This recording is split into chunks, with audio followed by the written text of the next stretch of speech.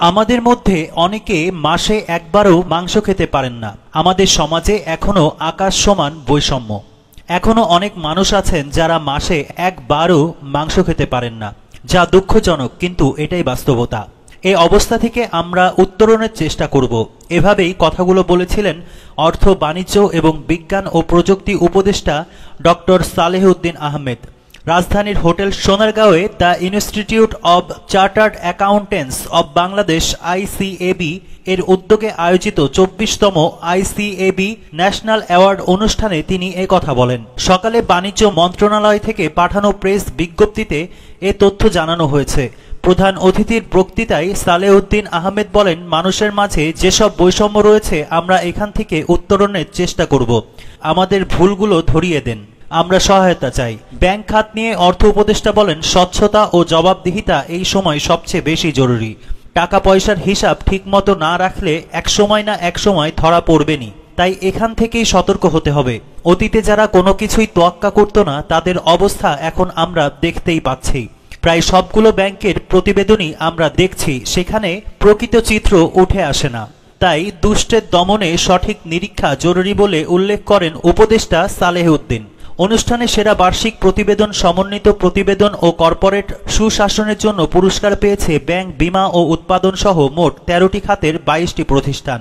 বিজয়ী প্রতিষ্ঠানগুলোকে স্বর্ণ, রৌপ্য ও ব্রোঞ্জ এই 3 শ্রেণীতে পুরস্কৃত করা হয়। পরে প্রধান অতিথি পুরস্কারপ্রাপ্ত প্রতিষ্ঠানের কর্মকর্তাদের হাতে ক্রেস্ট ও সনদ তুলে দেন।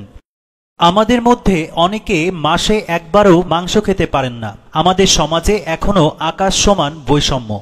এখনো অনেক মানুষ আছেন যারা মাসে একবারও মাংস খেতে পারেন না, যা দুঃখজনক, কিন্তু এটাই বাস্তবতা। এই অবস্থা থেকে আমরা উত্তরণের চেষ্টা করব। এভাবেই কথাগুলো বলেছিলেন অর্থ, বাণিজ্য এবং বিজ্ঞান ও প্রযুক্তি উপদেষ্টা ডক্টর সালেহউদ্দিন আহমেদ। রাজধানীর হোটেল সোনারগাঁওয়ে the institute of chartered accountants of Bangladesh ICAB এর উদ্যোগে আয়োজিত 24তম ICAB ন্যাশনাল অ্যাওয়ার্ড অনুষ্ঠানে তিনি কথা বলেন। সকালে বাণিজ্য মন্ত্রণালয় থেকে পাঠানো প্রেস বিজ্ঞপ্তিতে এ তথ্য জানানো হয়েছে।